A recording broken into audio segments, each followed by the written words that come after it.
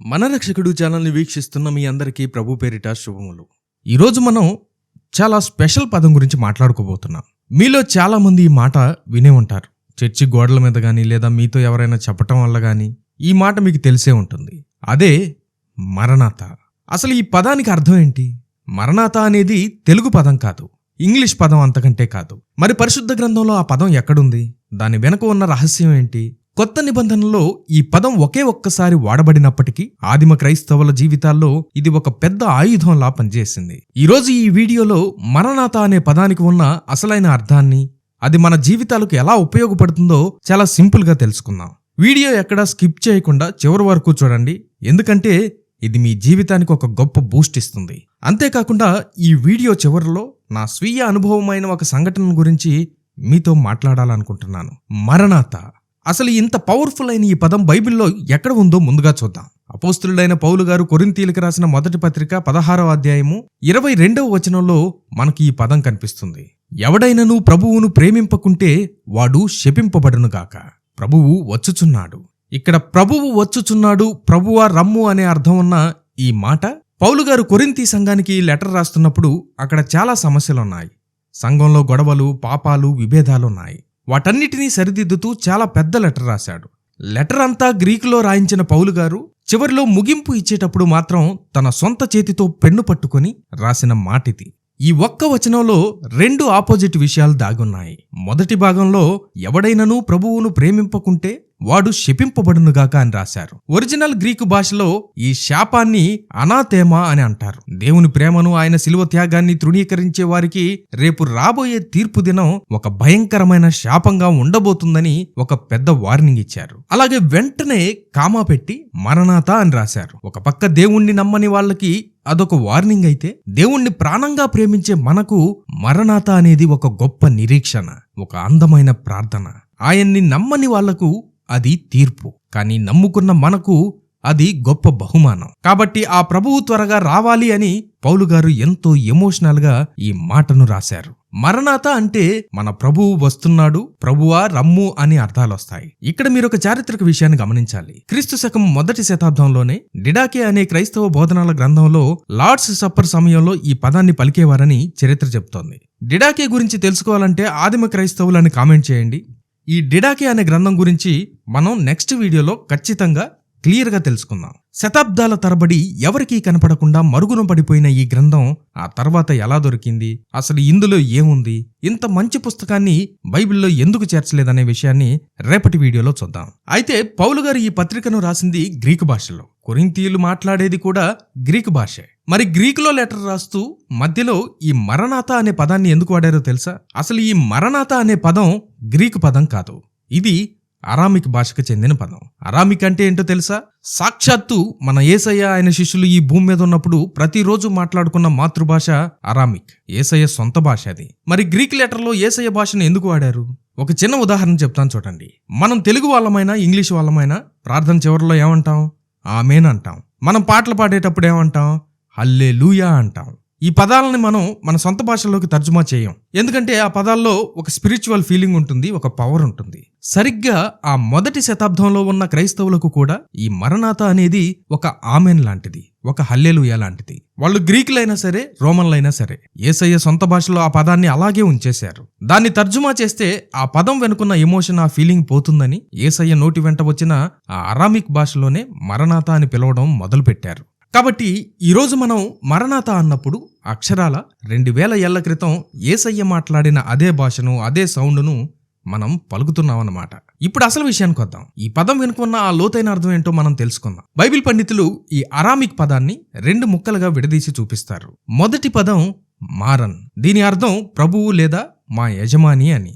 రెండవ పదం అత, దీని అర్థం రా లేదా వచ్చాడు అని. ఇక్కడ ఒక చిన్న ట్విస్ట్ ఉంది. ఈ పదాన్ని మనం ఎలా పలుకుతామనే దాన్ని బట్టి దీనికి 2 అద్భుతమైన అర్థాలు వస్తాయి. ఆ 2 అర్థాలు మన క్రైస్తవ విశ్వాసానికి, మన ఆత్మీయ జీవితానికి 2 కళ్ళ లాంటివి. ఆ 2 అర్థాలేంటో ఇప్పుడు చాలా సింపుల్ గా చూద్దానండి. మొదటి అర్థం మన ప్రభువు వచ్చేశాడు. ఒకవేళ మీరు ఈ పదాన్ని మారన్ అత అని పలికితే దాని అర్థం ఏంటో తెలుసా?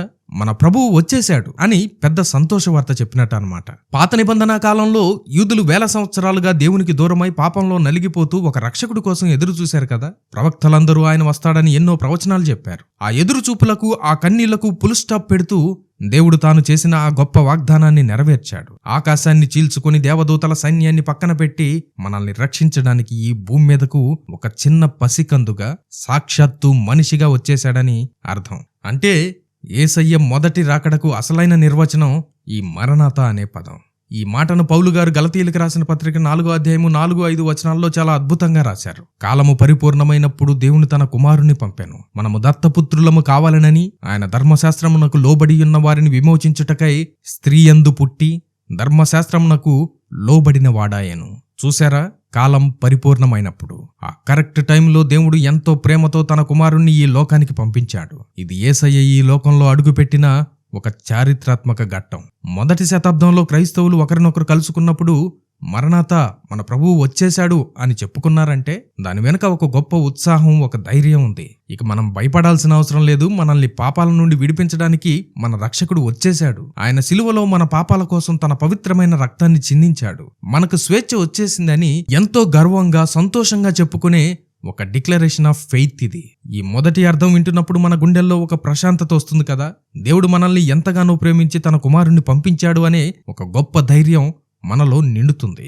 మన ప్రభువు వచ్చేశాడు అన్నది ముమ్మాటికి ఒక పాజిటివ్, ఉత్సాహభరితమైన నినాదం. ఇప్పుడు మనం మరణాత అనే పదానికి ఉన్న రెండవ అర్థం, అలాగే క్రైస్తవులందరికీ అత్యంత ఇష్టమైన, ఎంతో పాపులర్ అయిన అర్థం గురించి మాట్లాడుకుందాం. ఒకవేళ మీరు ఈ పదాన్ని మరణాత అని పలికితే అది ఒక గొప్ప అభ్యర్థనగా, ఒక ప్రార్థనగా మారిపోతుంది. దాని అర్థం ఏంటో తెలుసా? ప్రభువా, మా కోసం త్వరగా రా, ఓ లార్డ్ కమ్ అని అర్థం. మొదటి అర్థంలో మనం యేసయ్య ఈ లోకానికి వచ్చేశాడు అని సంతోషించాం కదా. కానీ ఆయన సిలువ మీద మన పాపాల కోసం చనిపోయి తిరిగి లేచి మళ్లీ పరలోకానికి వెళ్ళిపోయాడు. ఇప్పుడు ఆయన తన బిడ్డలను తన దగ్గరకు తీసుకువెళ్ళడానికి మళ్లీ రాబోతున్నాడు. దాన్నే మనం రెండవ రాకడ అంటాం కదా. ఈ రెండవ అర్థమైన మరణాత అనేది మన గుండె లోతుల్లో నుండి దేవునికి చేసే ఒక కన్నీటి ప్రార్థన. ప్రభువా, ఈ లోకంలో ఎక్కడ చూసినా మోసాలు, అన్యాయాలు, రోగాలు, చావులు, ఈ కష్టాలు భరించలేకపోతున్నాం. ఇక త్వరగా రానాయనా, ఈ పాడు లోకం నుండి మమ్మల్ని విడిపించు ప్రభు అని పిలిచే ఒక పిలుపు. మనం ఇప్పుడు ఈ భూమి మీద బ్రతుకుతున్నాం, ఇక్కడే ఇల్లు కట్టుకున్నాం, పిల్లల్ని పెంచుతున్నాం. కానీ నిజం చెప్పాలంటే మన శాశ్వతమైన ఇల్లు ఇది కాదు కదా. ఈ భూమి మీద మనం కేవలం యాత్రికులం, పరదేశులం మాత్రమే. ఒక అద్భుతమైన పాత పాట కూడా ఉంటుంది కదా. అయితే ఫిలిప్పీలకు రాసిన పత్రిక 3వ అధ్యాయము 20-21 వచనాల్లో పౌలు గారు ఒక అద్భుతమైన మాట చెప్పారండి. మన పౌరస్థితి పరలోకం నందున్నది. అక్కడ నుండి ప్రభు అయిన యేసుక్రీస్తు అను రక్షకుని కొరకు కనిపెట్టుకుని ఉన్నాము. మన పాస్పోర్ట్, మన అసలైన అడ్రస్ ఈ భూమి మీద లేదండి, అది పరలోకంలో ఉంది. ఆ మాట వింటుంటేనే మనసుకు ఎంత ప్రశాంతంగా ఉందో కదా. దేవుని బిడ్డలుగా ఉన్న మన అసలైన గమ్యం దేవునితో గడిపే ఆ నిత్య జీవమే. అందుకే మీకెప్పుడైనా ఈ పాపపు లోకం మీద విసుగొచ్చినప్పుడు, అందరూ మిమ్మల్ని మోసం చేస్తున్నప్పుడు, దేవుడా ఎందుకు ఈ బ్రతుకు అని ఏడుపొచ్చినప్పుడు, ఒక నిజమైన క్రైస్తవుడి గుండెల్లో నుండి ఆకాశం వైపుకు చూస్తూ వచ్చే ఆ ఆఖరి ప్రార్థన ఏంటో తెలుసా? మరణాత, నా యేసయ్యా త్వరగా రా. ఈ మాటే కదా. ఈ ప్రార్థనలో ఎంత ధైర్యం ఉందో. నాకొక రక్షకుడున్నాడు, ఆయన త్వరలో ఆకాశ మేఘాల మీద వస్తాడు, నా కన్నీళ్లు తుడుస్తాడు అని ఎదురు చూసే ఒక గొప్ప నిరీక్షణ ఇది. ఒక పెళ్లి కూతురు తన పెళ్లి కొడుకు రాక కోసం కళ్ళు కాయలు కాచేలా ఎలా ఎదురు చూస్తుందో, ఈరోజు దేవుని సంఘం మరణాత అంటూ యేసయ్య కోసం అలాగే ఎదురు చూస్తోంది. ఈ మరణాత అనే పదం ఒక క్రైస్తవుడికి అక్షరం లాంటిది కాదు, అది ఒక ఆయుధం, ఒక గొప్ప ఓదార్పు. ఇప్పుడు మీకు మరణాత అనే పదం చుట్టూ ఉన్న ఒక చాలా ఇంట్రెస్టింగ్ చారిత్రాత్మక వాస్తవం చెప్పాలి. ఇది వింటే మొదటి శతాబ్దంలో ఉన్న క్రైస్తవుల మీద మీకెంత గొప్ప గౌరవం కలుగుతుందో మీకే అర్థమవుతుంది. యేసయ్య సిలువ వేయబడి తిరిగి లేచి పరలోకానికి వెళ్ళిపోయిన తర్వాత ఆ మొదటి రోజుల్లో క్రైస్తవులు అంటే రోమన్ చక్రవర్తులకు అసలు పడేది కాదు. రోమన్లకి యేసయ్యను దేవునిగా నమ్మేవాళ్ళంటే ఒక రకమైన పిచ్చి కోపం. వాళ్ళని ఎక్కడ దొరికితే అక్కడ పట్టుకొని సిలువ వేసేవాళ్ళు, కొందరిని తలలు నరికేసేవాళ్ళు, రోమన్ స్టేడియంలో ఆకలితో ఉన్న సింహాలకు ఆహారంగా వేసేవాళ్ళు, ఎన్నో భయంకరమైన చిత్రహింసలు పెట్టేవాళ్ళు. ఒక్క మాటలో చెప్పాలంటే అప్పట్లో ఒక క్రైస్తవుడు అని బయటపడితే మరుక్షణం చావే. అలాంటి భయంకరమైన పరిస్థితుల్లో ప్రాణాలు అరచేతుల్లో పెట్టుకుని బ్రతుకుతున్న ఆ క్రైస్తవులు ఒకరినొకరు వీధిలో కలుసుకున్నప్పుడు ఏం చేసేవాళ్ళు తెలుసా? వాళ్ళు మనలాగా హాయ్, హలో, గుడ్ మార్నింగ్ అని గట్టిగా చెప్పుకునేవాళ్ళు కాదు. ప్రైజ్ ద లార్డ్ అంటే రోమన్ సైనికులకు తెలిసిపోయి పట్టుకుపోతారని వాళ్ళకి భయం. అందుకే వాళ్ళు రోమన్ సైనికులకు అసలు అర్థం కాకుండా తమ మాతృభాష అయిన అరామిక్లో ఒక సీక్రెట్ కోడ్ని క్రియేట్ చేసుకున్నారు. ఒకరినొకరు చూసుకోగానే దగ్గరకు వెళ్లి గుసగుసలాడుతూ మరణాతా అని నెమ్మదిగా పలకరించుకునేవారు. మామూలుగా అయితే యూదులు కలుసుకున్నప్పుడు షలోమ్ అంటారు, అంటే సమాధానం అని అర్థం. కానీ ప్రాణాల మీద ఆశ వదులుకున్న ఆ క్రైస్తవులు మాత్రం మరణాతా అనేవాళ్లు. ఒక క్రైస్తవుడు వీధిలో వెళ్తూ కష్టాల్లో ఉన్న ఇంకో క్రైస్తవుడి భుజం తట్టి మరణాతా అన్నాడంటే ఆ ఒక్క మాటలో ఎంత పెద్ద మెసేజ్ దాగుందో తెలుసా? సహోదరుడా, నీ పరిస్థితి నాకు తెలుసు, నీ కష్టాలు నేను అర్థం చేసుకోగలను. నువ్వు దేవుణ్ణి నమ్ముకున్నందుకు నీకు కష్టమైన పరిస్థితులు రావచ్చు. నీ వాళ్ళు, నీ సమాజం నిన్ను వెలివేసి ఉండొచ్చు. రేపు నిన్ను రోమన్లు పట్టుకుని సింహాలకు వేస్తారేమో అన్న భయం నిన్ను వెంటాడుతూ ఉండొచ్చు. కానీ సోదరా, ధైర్యంగా ఉండు. ఆ సింహాలకు భయపడి కాంప్రమైజ్ అవ్వకు. యేసయ్యను వదిలిపెట్టకు. ఎందుకంటే మన ప్రభువు త్వరలో రాబోతున్నాడు. ఆయన ఈ లోకం మీదకు తీర్పు తీసుకురాబోతున్నాడు. మన కన్నీళ్లు తుడిచే రోజు దగ్గరలోనే ఉంది అని ఒకరికొకరు ఎంతో ధైర్యం చెప్పుకునేవారు. ఆ మరణాతా అనే ఒకే ఒక్క మాట వినగానే నిరాశలో ఉన్న క్రైస్తవుడి గుండెల్లో కూడా ఎక్కడలేని బలం వచ్చేది. రోమీయులకు రాసిన పత్రిక 8వ అధ్యాయము 18వ వచనం, మన ఎడల ప్రత్యక్షము కాబోవు మహిమ ఎదుట ఇప్పటి కాలపు శ్రమలు ఎన్నదగినవి కావని ఎంచుచున్నాను. రేపు పరలోకంలో దేవుడు మనకు ఇవ్వబోయే కిరీటం ముందు ఈరోజు మనకు వచ్చే ఈ ఆదాయం, ఈ వ్యాపారం, ఈ ఉద్యోగం, లేదంటే ఈ సింహం నోట్లో పడడం చాలా చిన్న విషయం అని వాళ్ళు నమ్మారు. ఆ ఒకే ఒక్క మాట వాళ్లకు చావుకైనా సరే నవ్వుతూ సిద్ధపడేంత పిచ్చి ధైర్యాన్ని ఇచ్చేసింది. అసలు క్రైస్తవ్యానికి పునాదేంటో తెలుసా? యేసయ్య శిలువ మీద చనిపోయి తిరిగి లేచాడు అని నమ్మడం ఎంత ముఖ్యమో, ఆయన మళ్ళీ ఈ భూమి మీదకు తిరిగి వస్తాడు అని నమ్మడం కూడా అంతే ముఖ్యం. ఈ మరణాతా అనే నిరీక్షణ లేకపోతే మన భక్తికి అర్థమే లేదు. పరిశుద్ధ గ్రంథంలో 66 పుస్తకాలు ఉన్నాయి కదా. ఆ పెద్ద లైబ్రరీకి ముగింపు పలుకుతూ చివరి పుస్తకమైన ప్రకటన గ్రంథం చివరి అధ్యాయంలో యేసయ్య మానవాళికి ఇచ్చిన లాస్ట్ ప్రామిస్ ఏంటో మీరెప్పుడైనా గమనించారా? ప్రకటన గ్రంథము 22వ అధ్యాయము 20వ వచనంలో యేసయ్య స్వయంగా చెప్తున్న మాట ఏంటో చూడండి. ఈ సంగతులను గూర్చు సాక్ష్యమిచ్చువాడు అవును, త్వరగా వచ్చుచున్నానని చెప్పుచున్నాడు. దానికి ఒక దర్శనంలో ఇదంతా చూస్తున్న యోహాను భక్తుడు కన్నీళ్లతో ఎంతో ఆశతో ఇచ్చిన రిప్లై ఏంటో చూడండి. ఆమేన్, ప్రభువైన యేసు రమ్ము. ఇక్కడ మీరు ఒక విషయాన్ని గమనించారా? యోహాను గారు అన్న ఆ మాట యేసు రమ్ము అనే ఆ మాట అరామిక్ భాషలో మరణాతా. దేవుని వాక్యం ముగిసిందే ఈ మరణాతా అన్న నిరీక్షణతో. ఈరోజు ఆయన వచ్చినప్పుడు ఏం జరుగుతుంది? 2000 ఏళ్ల క్రితం ఆయన మొదటిసారిగా వచ్చినప్పుడు ఒక పశువుల తొట్టిలో పసికందుగా వచ్చాడు. కష్టాలు పడ్డ ఒక సామాన్యుడిగా వచ్చాడు. మన పాపాల కోసం తనను కొడుతున్నా మౌనంగా భరించిన ఒక సాధారణ బోధకుడిగా శిలువపైకెక్కాడు. కానీ ఈసారి ఆయన అలా రాడు. ఆయన ఒక పసికందులా రాడు.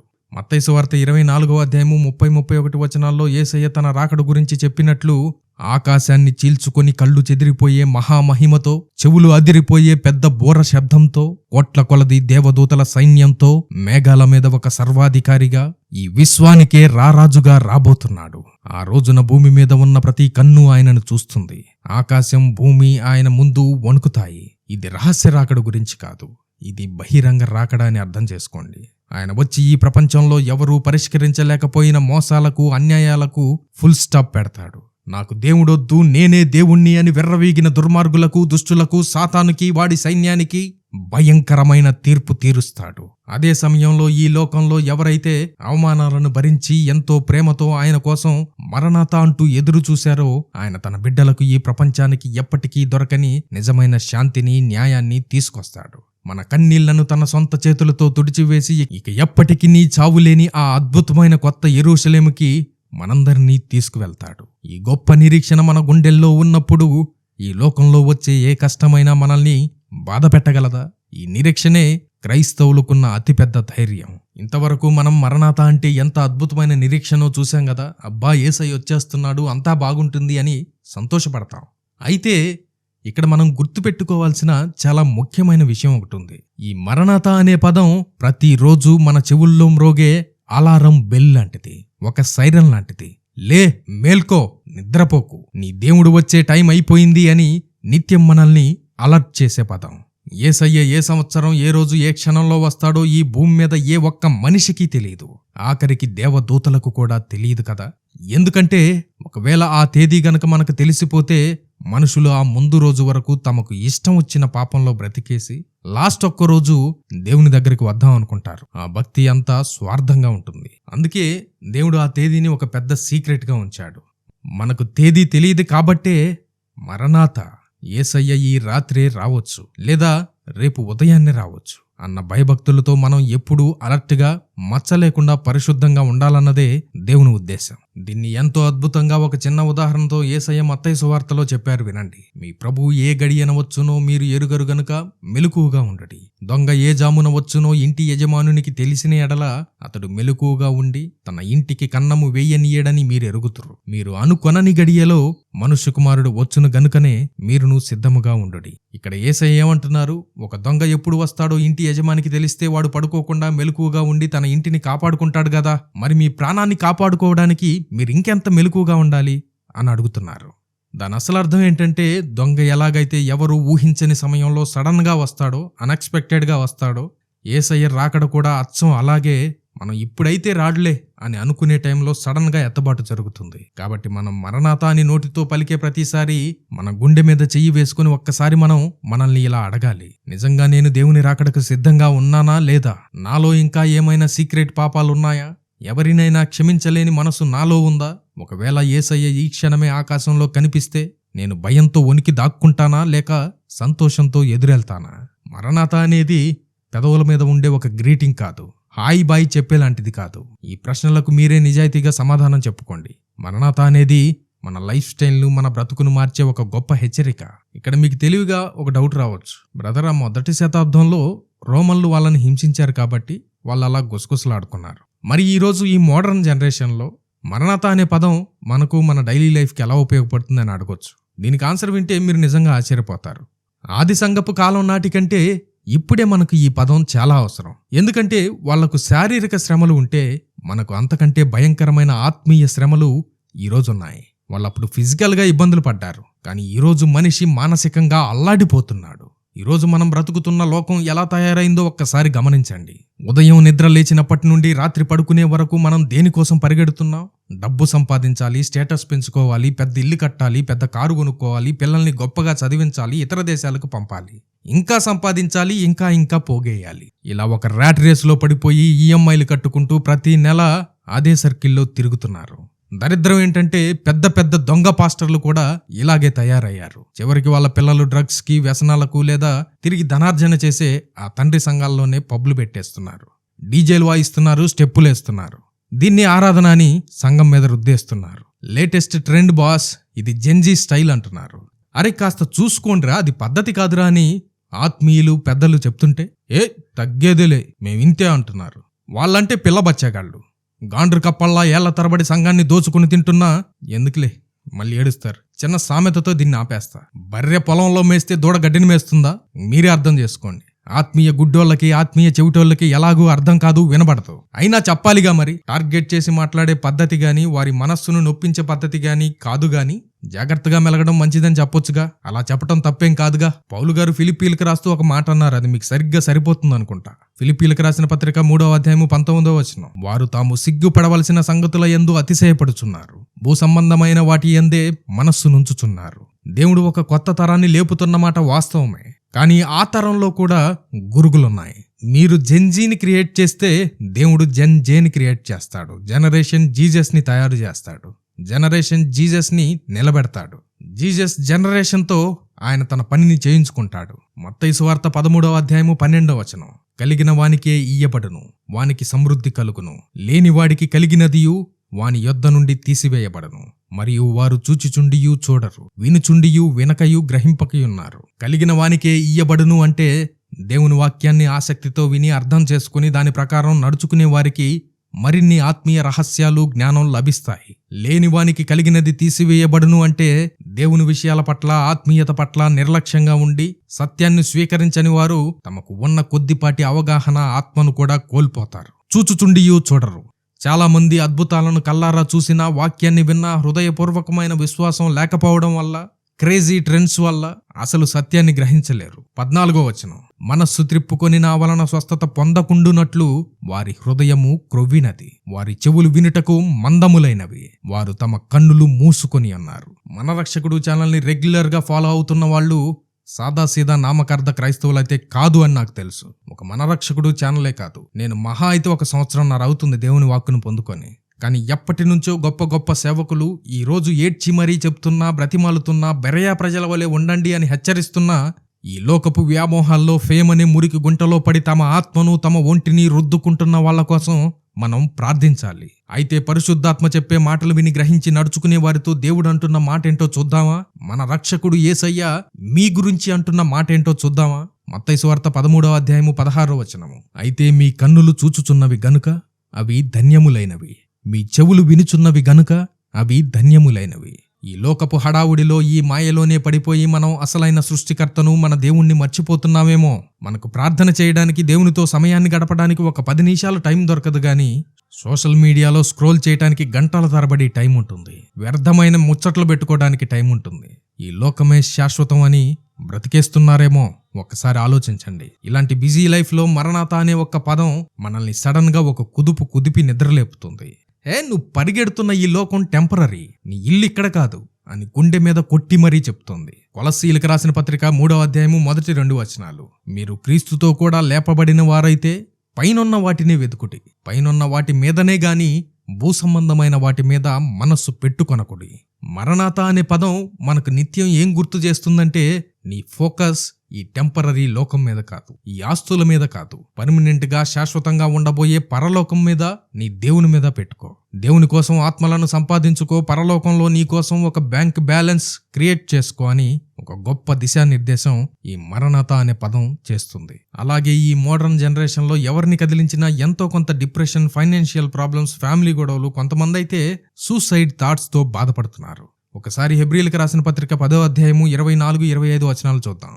ప్రేమ చూపుటకును సత్కార్యములు చేయుటకును ఒకనినొకడు పురికొల్పవలెనని ఆ దినము సమీపించుట మీరు చూచిన కొలది మరి ఎక్కువగా అలాగు చేయుచు ఒకనినొకడు హెచ్చరించుము. అంటే మన చుట్టూ ఎవరైనా విశ్వాసులు కష్టంలో ఉన్నప్పుడు, డిప్రెషన్లో ఉన్నప్పుడు వాళ్ళ దగ్గరికి వెళ్ళి మనం చేయాల్సిందేంటో తెలుసా? బ్రదర్, సిస్టర్, దిగులు పడకు, ఇదంతా జస్ట్ టెంపరరీ. నువ్వు భరిస్తున్న ఈ రోగం, ఈ అవమానం శాశ్వతం కాదు. మన దేవుడు త్వరగా రాబోతున్నాడు. మరణాత, ఆయన వస్తాడు, నీ కన్నీళ్లు తుడుస్తాడు, అంతా సెట్ చేస్తాడు అని ఒకరికొకరు ధైర్యం చెప్పుకోవాలి. ఈరోజు సంఘాల్లో ఒకరి మీద ఒకరు చాడీలు చెప్పుకోవటం మానేసి, మరణాత, సోదరా, సోదరి, మరణాత, మనం సిద్ధపడదాం అని ఎంకరేజ్ చేసుకునే బ్రతుకులు మనకు కావాలి. ముగించే ముందు మీకు మరో ముఖ్యమైన విషయాన్ని చెప్పాలి. ఈరోజు మనం మన తెలుగు రాష్ట్రాల క్రైస్తవ చరిత్రలో మరణాత అనే మాట ఎక్కువగా ప్రాచుర్యం పొందింది ఆంధ్రప్రదేశ్లోని బైబిల్ మిషన్ ద్వారానే అని మనకు తెలుసు. బైబిల్ మిషన్ సంఘస్థులు ప్రైజ్ ది లార్డ్ అనో వందనాలనో చెప్పుకోరు.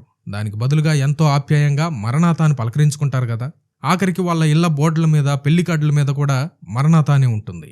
అసలు ఈ మరణాత అనే పదం తెలుగునాట ఇంత ఫేమస్ అవ్వడానికి కారణం ఆ మహాభక్తుడు, దేవునితో ముఖాముఖిగా మాట్లాడిన ప్రార్థనాపరుడు, బైబిల్ మిషన్ స్థాపకుడైన శ్రీ ముంగమూరి దేవదాసయ్య గారు. 1938వ సంవత్సరంలో దేవుడు దేవదాసయ్య గారికి ఒక గొప్ప దర్శనాన్ని ఇచ్చాడు. ఆ దర్శనంలో దేవుడు ఆయనకు ఒక ప్రత్యేకమైన బాధ్యతను అప్పగించాడు. అదేంటంటే, నా రాకడ చాలా సమీపంగా ఉంది, నా కోసం ఎదురు చూసే ఒక వధువు సంఘాన్ని నువ్వు సిద్ధపరచాలి అని దేవుడు ఆయనతో మాట్లాడాడు. ఆ దైవిక పిలుపుతోనే 1938లో జనవరిలో రాజమండ్రిలో బైబిల్ మిషన్ స్థాపించబడింది. ఈ విషయం ఇంత ముందు నాకు తెలీదు. ఈ వీడియో కోసం స్టడీ చేస్తున్నప్పుడు తెలిసింది. తెలుసుకున్న తర్వాత నేను ఆశ్చర్యపోయాను. అదే రకమైన దర్శనం, అదే మాట నేను పొందుకున్నాను. ఆ మహానుభావుడితో నేను పోల్చుకోవడం లేదు, కానీ నాకు ఆ అర్హత కూడా అసలు లేదని నాకు తెలుసు. కానీ నేను ఇక్కడ గమనించిన విషయం, అప్పుడు అక్కడ, ఇప్పుడు ఇక్కడ పనిచేసే దేవుని ఆత్మ మాత్రం ఒకటే అని నేను ఆ మహా గొప్ప దేవుణ్ణి, సర్వోన్నతుణ్ణి మహిమపరుస్తున్నాను. నాకు తెలియకుండానే అకస్మాత్తుగా ఒకరోజు ఒక వీడియోలో Jesus coming soon, so be prepared అని అన్నాను. ఆ రోజు నుంచి ఆ మాట ప్రతి వీడియోలో వస్తుంది. ఇక్కడే మళ్ళీ మరొక బైబిల్ సత్యం గుర్తొచ్చింది. అదే ప్రసంగి గ్రంథం.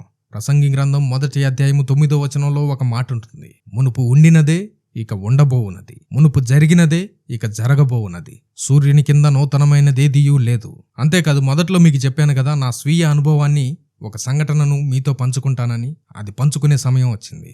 నా చిన్నతనంలో మా అమ్మగారు జీవించి ఉన్నప్పుడు నన్ను బైబిల్ మిషన్కి తీసుకువెళ్లేవారు. శారీరక స్వస్థత కోసం మా అమ్మ అక్కడ చేసిన ప్రార్థనలు నాకు తెలుసు. కానీ దేవుడు అంతకంటే మెరుగైన తన మహిమగల రాజ్యానికి ఆమెను తీసుకెళ్లాడు అని నేను ఖచ్చితంగా చెప్పగలను. మా అమ్మ చేసిన ప్రార్థన కూడా నేను ఈ రోజు ఈ పని చేస్తున్న దానికి సహాయంగా నిలిచిందని నాకు తెలుసు. మా అమ్మ మంచంలో పడుకుని లేవలేక పడుతున్న ఆ బాధను చూడలేక తీసుకెళ్ళు ప్రభువా అని నేను మోకరించి ఆ చిన్న వయసులో కన్నీళ్లతో ప్రార్థన చేసేవాణ్ణి. ఆమె వెళ్లిపోయాక మళ్లీ ప్రభువునే నిందించాను. దేవుని మీద, నా తండ్రి మీద, సమాజం మీద, బంధువుల మీద ఎంతో కోపం పెంచుకున్నాను. ఒక సైకో పిచ్చి కోపంగా తయారయ్యాను. కానీ కొంతకాలానికి దేవుని ప్రేమను రుచి చూసినప్పుడు నేను చేసింది తప్పు అని తెలుసుకుని పశ్చాత్తాపడ్డాను. మీలో ఎంతో మంది అతి చిన్న వయసులో నేను వెళ్ళిన ఇలాంటి ట్రామా గుండా వెళ్ళుంటారు. ఆ బాధను అసలు ఎవరు రీప్లేస్ చేయలేకపోయారు. నిజమే, చేయలేరు కూడా. ఈ లోకంలో మనల్ని ప్రేమించిన వారు కూడా మనకు కొంతవరకు ఓదార్పుగా అనిపించినా అది కొంతవరకే. ఈ లోకంలో ఎవరు తల్లి ప్రేమను రీప్లేస్ చేయలేరు. కానీ ఆ ప్రేమ అనే పదానికి ఒక రూపం ఉంది. ఆయన యేసుక్రీస్తు. ఆయన మాత్రమే ఆ ఖాళీని భర్తీ చేయగలడు. అది నేను రుచి చూశాను. అయితే ఈ విషయం ఇక్కడెందుకు పంచుకుంటున్నానంటే, ఎంతో మంది ఇలాంటి ట్రామాతో బాధపడుతున్న వాళ్ళు ఉన్నారు. ఆ బాధపడే వారికి, ఆ బాధపడిన వారికి వారి నొప్పేంటో, ఆ నొప్పి ఎలా ఉంటుందో, ఆ అవమానం, ఆ లోన్లీనెస్ ఎలా ఉంటుందో, ఆ కష్టం ఏంటో నాకు బాగా తెలుసు. నేను ఈ విషయాన్ని చెప్పడానికి అర్హుణ్ణి. కాబట్టే ఎంతో కొంత ఎవరికొకరికి హెల్ప్ అవుతుందని చెప్తున్నాను. మనకేసై ఉన్నాడు, భయపడాల్సిన అవసరం లేదు. ఆయన మన కష్టాన్ని, మన అవమానాన్ని, మన ఆకలిని, మన శ్రమను చూస్తున్నాడు. ఖచ్చితంగా ఆయన నిన్ను తన భుజాలపై ఎత్తుకుంటాడు. తప్పిపోయిన గొర్రె పిల్లను ఎత్తుకున్నట్టు నిన్ను ఎత్తుకుని ముద్దాడుతాడు. దానికి నేనే సజీవ సాక్ష్యం, నేనే ప్రూఫ్. వీడియో ముగింపుకొచ్చేసాం. ఇదంతా విన్నాక నేను మిమ్మల్ని ఒకటే ప్రశ్న అడుగుతున్నాను. ఈ రోజు గనక అకస్మాత్తుగా ఆకాశంలో బోర శబ్దం వినబడితే భయంతో వణుకుతూ ఎక్కడ దాక్కోవాలో అని పారిపోతావా? లేక ఆకాశం వైపు చూసి 2 చేతులు పైకెత్తి మరణాత, ఇదిగో నా యేసయ్య వచ్చేశాడు అని కన్నీళ్లతో సంతోషంతో ఎదురెళ్తారా? యేసయ్య రాకడ దినం మీకు భయాన్ని ఇవ్వకూడదు, ఒక గొప్ప ఆశనివ్వాలి. ఒకవేళ మీరు ఇంకా దేవునికి దూరంగా లోకపు మాయలో బ్రతుకుతుంటే ఈ రోజే కళ్ళు తెరవండి. ఆయన మీకోసం శిలువపై కార్చిన రక్తం మిమ్మల్ని కడగడానికి సిద్ధంగా ఉంది. యేసయ్యను మీ సొంత రక్షకుడిగా అంగీకరించండి. ప్రతిరోజు, ప్రతి క్షణం మరణాత అన్న నిరీక్షణతో పరిశుద్ధంగా బ్రతకడం మొదలు పెట్టండి. ఈ వీడియో మీకు అర్థమైతే, దీవెనకరంగా అనిపిస్తే మీ ఫ్రెండ్స్తో, మీ ఫ్యామిలీ మెంబర్స్తో, ఒంటరిగా ఉన్న వాళ్ళతో ఖచ్చితంగా ఈ వీడియోని పంచుకోండి. వాళ్ళని కూడా దేవుని రాకడ కోసం సిద్ధపరచండి. ఎంతమంది అయితే ఈ వీడియోను చూస్తున్నారో కామెంట్లో ప్రతి ఒక్కరూ మరణాత అని ఖచ్చితంగా రాయండి. సదా మెలకువగా ఉందాం, దేవుని చిత్తం చేద్దాం. మరణాత.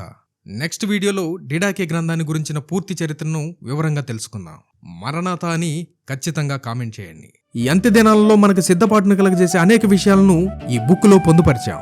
స్క్రీన్ మీద కనిపిస్తున్న నంబర్కి ఇప్పుడే వాట్సాప్ చేయడం ద్వారా మీరు ఈ బుక్ ని ఆర్డర్ చేసుకోవచ్చు. Jesus coming soon, so be prepared.